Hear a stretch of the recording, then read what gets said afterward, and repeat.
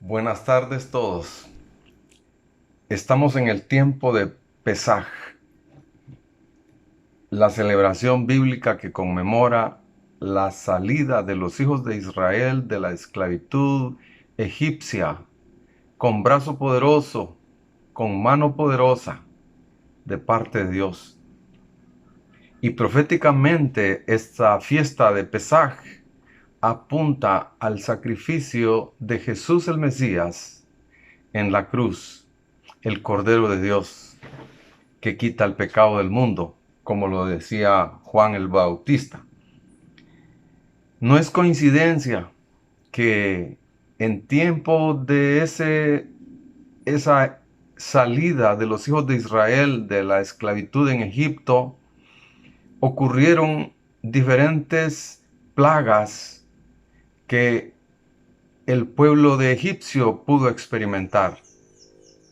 Y que en esa noche de Pascua el pueblo de Israel se recluyó en sus casas, poniendo la sangre del cordero que fue sacrificado en los dinteles de sus puertas, para que el heridor no entrara y sus primogénitos no murieran.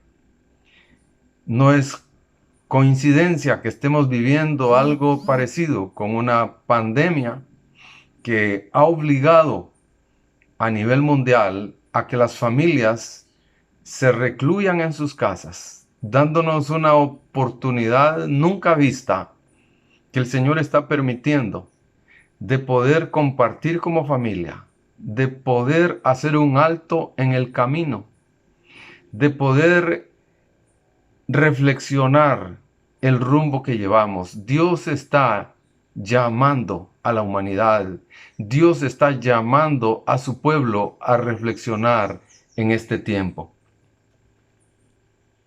El Señor nos ha estado mostrando en las últimas 6 semanas que nos reunimos en el local, cómo en el Decálogo encontramos principios de vida que funcionan en nuestras vidas gracias a la obra del Mesías.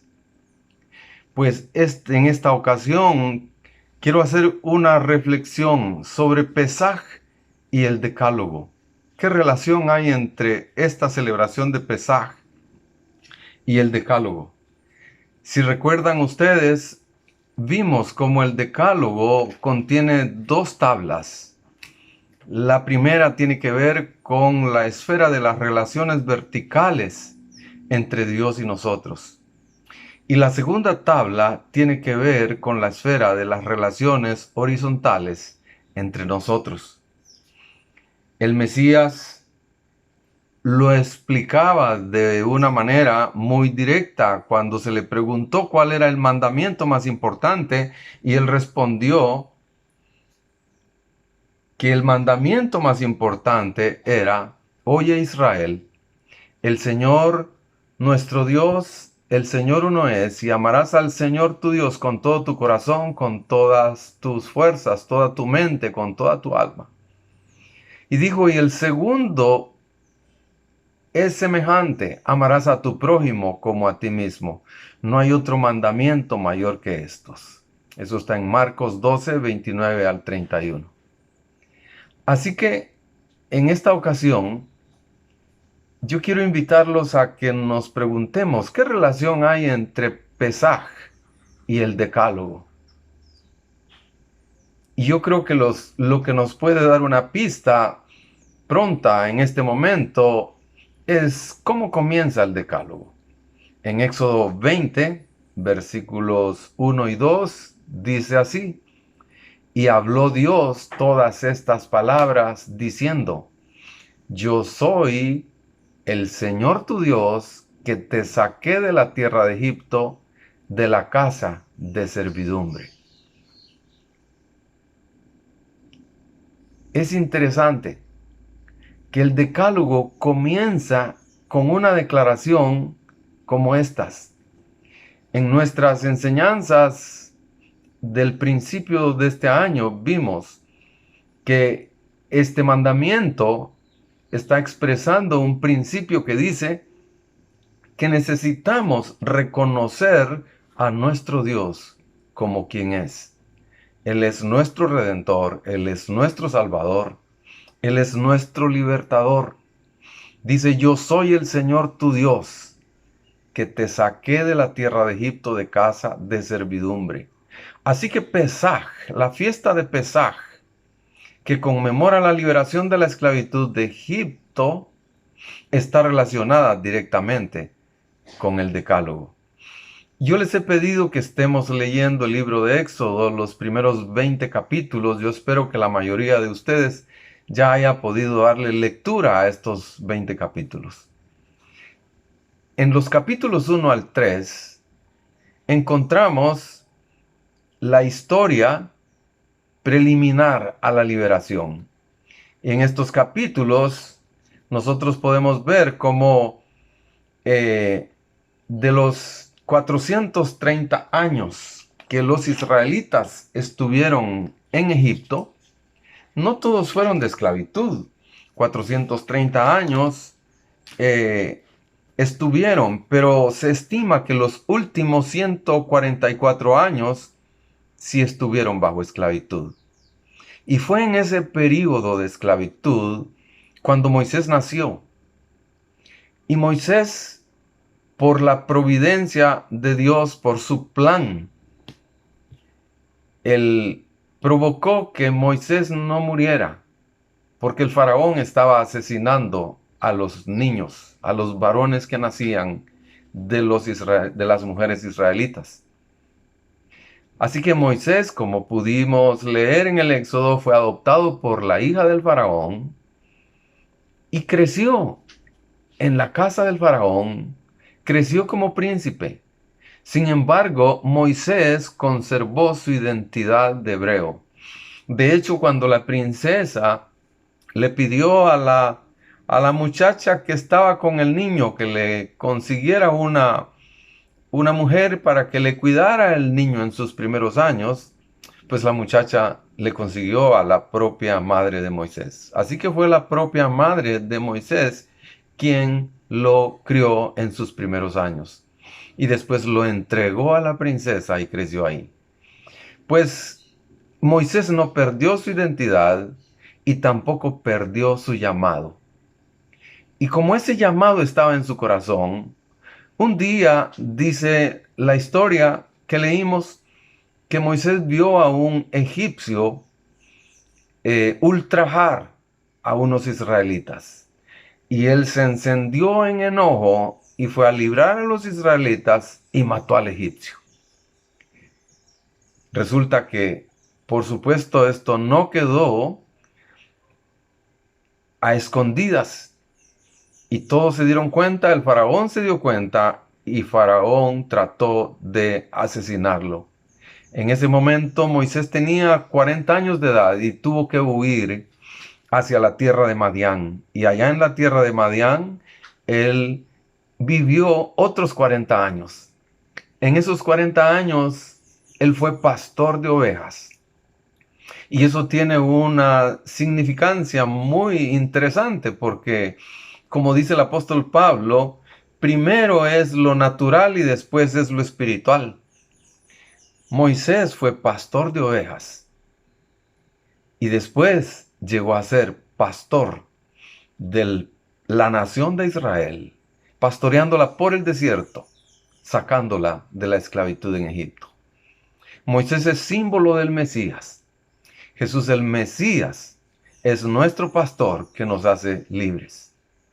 Pues Moisés permaneció allá en Madián como pastor de ovejas y al cabo de 40 años de estar pastoreando, en ese último año, Dios se le apareció en una zarza ardiendo.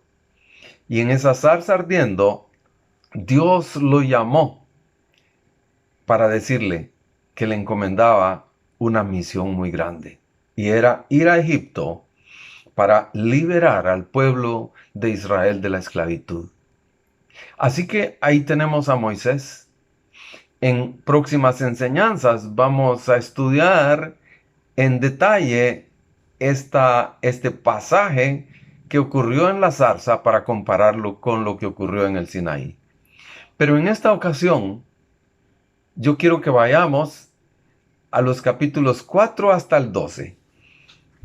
Entre el capítulo 4 y el 12 de Éxodo, encontramos el proceso mediante el cual Moisés y Aarón interceden ante Faraón para que dejen libertad a los israelitas. Y todo ese proceso fue algo tremendo que ocasionó que Dios enviara 10 plagas. Y fue hasta la 10ª plaga, con la muerte de los primogénitos de Egipto, comenzando por el primogénito del faraón, que el faraón dejó en libertad a los israelitas. En todo ese proceso hay mucha enseñanza, pero yo quiero que podamos reflexionar un poco y llamar su atención a estas 10 plagas. Resulta y sucede que en Egipto, como una cultura politeísta, habían muchos dioses. Yo he buscado cuántos dioses habían en Egipto. Me he encontrado alrededor de 40 diferentes dioses, pero habían más. Resulta que las 10 plagas de Egipto tenían una relación muy íntima con la mayoría de los dioses que habían en Egipto. Por lo tanto, las plagas tienen una importancia con el tema de la idolatría que había en la cultura egipcia y que los israelitas durante estos 430 años llegaron a conocer, llegaron a ver de cerca. Ellos estaban familiarizados con el ambiente de idolatría que se vivía en Egipto. Pues Egipto tenía muchos dioses. De hecho, el mismo faraón era considerado un dios. Por lo tanto, su hijo primogénito tenía la misma categoría de Dios. Era parte del panteón politeísta de los dioses egipcios. Así que la liberación de los israelitas en aquel primer Pesaj, aquel éxodo que ocurrió en Egipto, se asocia directamente al decálogo que estuvimos estudiando al principio de este trimestre. ¿Cómo comienza el decálogo? Yo soy el Señor tu Dios que te saqué de tierra de Egipto, de casa de servidumbre. Y luego dice el segundo mandamiento: no tendrás otros dioses delante de mí. Y yo quiero llevarlos a que busquen en sus Biblias, en el libro de Éxodo que hemos estado leyendo, en el capítulo 12, y que podamos ver en el capítulo 12, el versículo 12, dice algo muy interesante. Dice así: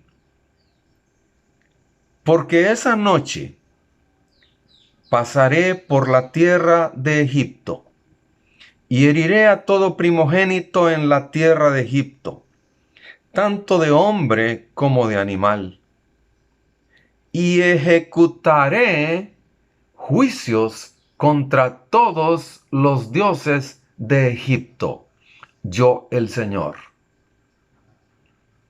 Qué interesante, que dice aquí que él iba a ejecutar juicios contra todos los dioses de Egipto. Ahora hagámonos la pregunta: ¿qué hay detrás de un ídolo? ¿Qué hay detrás de un ídolo? Y para esto yo quiero que nos ilustremos con una escritura del apóstol Pablo en 1 Corintios capítulo 10, versículos 19 al 20. En el 1 Corintios 10, Pablo está hablando de todo lo que aconteció con los israelitas desde que salieron de Egipto. Pero quiero que vayamos al versículo 19 y 20 que dice: ¿qué quiero decir entonces? Dice Pablo. ¿Que lo sacrificado a los ídolos es algo? ¿O que un ídolo es algo? No, dice Pablo, no es nada, un ídolo no es nada. Dice, no, sino que digo que lo que los gentiles sacrifican, lo sacrifican a los demonios y no a Dios. No quiero que seáis partícipes con los demonios. Así que a la luz de las Escrituras, un ídolo no es nada. ¿Cuál es el problema con la idolatría? El problema es que detrás de la idolatría hay un poder espiritual demoníaco. Un ídolo no es nada.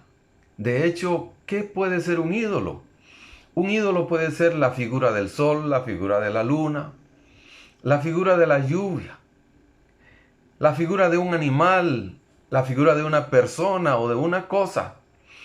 Puede ser un dios y de hecho los encontramos en todas las culturas. En la cultura de Egipto lo encontramos.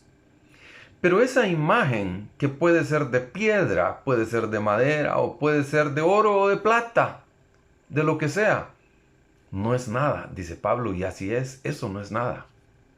Pero detrás del culto idolátrico, detrás de la actitud del ser humano para poder hacerse un Dios diferente al Dios eterno, ahí sí hay una fuerza demoníaca. El hombre le atribuye a un ídolo cierto poder y la conexión con ese Dios se da en función de lo que puede recibir de ese Dios.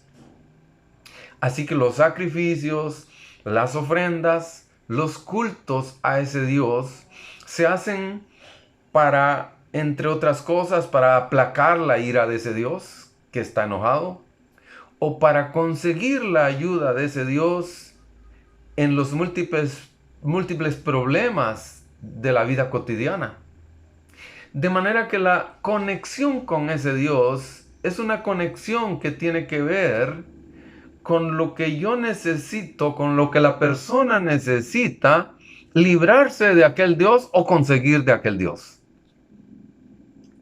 La conexión con el Dios eterno, con el Dios de Abraham, Isaac y Jacob, con el Dios que hemos conocido, la conexión con nuestro Señor Jesús el Mesías, es una conexión que se basa en la gracia, en la misericordia, en el amor de Dios, para una relación personal con Dios que nos da vida. Y esa vida está en Jesucristo. Jesús dijo, porque la paga del pecado es muerte, mas la dádiva de Dios es vida eterna en Cristo Jesús, Señor nuestro. Así que la relación de Pesaj con el Decálogo es completa. Pesaj significa la liberación de la esclavitud del pecado. ¿Para qué me liberó Dios de la esclavitud del pecado? ¿Para qué te liberó a ti Dios de la esclavitud del pecado? Te liberó, nos liberó para llevarnos al Decálogo. Pero no para llevarnos a una lista de cosas que hay que hacer y cosas que no hay que hacer bajo un sistema legalista. Nos liberó para llevarnos al Decálogo, interpretado, asimilado y vivido bajo la guianza del Espíritu Santo. Como bien lo dice Pablo, no que seamos competentes por nosotros mismos como para pensar que algo procede de nosotros. Pero nuestra competencia proviene de Dios, quien nos hizo ministros o servidores de Dios competentes de un pacto que no es de la letra, sino del Espíritu. Porque la letra mata, dice, pero el Espíritu da vida. La única manera para que el Decálogo funcione en nuestras vidas es por el poder del Espíritu. Es el Espíritu del Mesías el que hace que ese Decálogo se convierta en vida en nuestros corazones. De hecho, el Señor Jesucristo dijo en Juan 10, 9 y 11, yo soy la puerta. El que por mí entrare será salvo, y entrará y saldrá y hallará pastos. El ladrón no viene sino para hurtar y matar y destruir. Yo he venido para que tengan vida y para que la tengan en abundancia. Yo soy el buen pastor. el buen pastor su vida da por las ovejas. Juan el Bautista dijo de Jesús: he aquí el Cordero de Dios que quita el pecado del mundo. El Cordero de Pesaj que fue sacrificado ese día de la liberación de Egipto es símbolo de Jesús el Mesías, el Cordero de Dios, que derramó su sangre para que usted y yo pudiésemos ser libres de la esclavitud del pecado, para que seamos libres del poder de Satanás y sus demonios que están detrás de todos los ídolos. Y por eso es que dice: yo ejecutaré juicios contra todos los dioses de Egipto. Cuando el Señor nos hace libres de la esclavitud del pecado, Él ejecuta juicios contra aquellos demonios que estaban atormentando nuestras vidas de una u otra manera, debido a que Dios no era nuestro Dios, porque tal vez habían ídolos en nuestras vidas. ¿Qué ídolos han habido en su vida? ¿Qué cosas han sido puestas a nivel de ídolos y que han llegado a sustituir el lugar que le corresponde a Dios en nuestras vidas? Dice el Señor: el ladrón vino para robar y destruir. Los demonios están para robar y destruir. Pero yo soy el buen pastor, que he venido para que tengan vida y para que la tengan en abundancia. Que este tiempo de Pesaj que vamos a estar pasando estos días sea un tiempo de reflexión en la palabra de Dios, y que el Espíritu Santo ilumine nuestras vidas para que podamos entender el llamamiento de Dios que nos ha hecho de la esclavitud del reino de las tinieblas al reino de su amado Hijo, al reino de su luz. Él ejecuta juicios contra todos los dioses que se interponen en las vidas de las personas que son redimidas. Que el Señor te bendiga y te guarde. Que el Señor revele su palabra cada día más. Que el Señor fortalezca tu vida. Y que en este tiempo que de manera obligada tenemos que estar recluidos en nuestras casas, lo veamos como una gran oportunidad nunca vista, porque yo no recuerdo de una ocasión en la cual hayamos que las familias tuvieron que estar recluidas por días, semanas, no sabemos cuánto tiempo, pero es una oportunidad que Dios nos ha dado para buscarlo en la intimidad de la casa, en la intimidad de la familia. Como decía el pastor Duarte en su prédica del domingo pasado, que este tiempo no sea solamente para ver televisión, para estar jugando, para ver cómo no está aburrido. Que este tiempo sea un tiempo para buscar de Dios, para leer su palabra, para que el decálogo se transforme en vida en nosotros, que esos principios que hemos estudiado se transformen en algo vivo.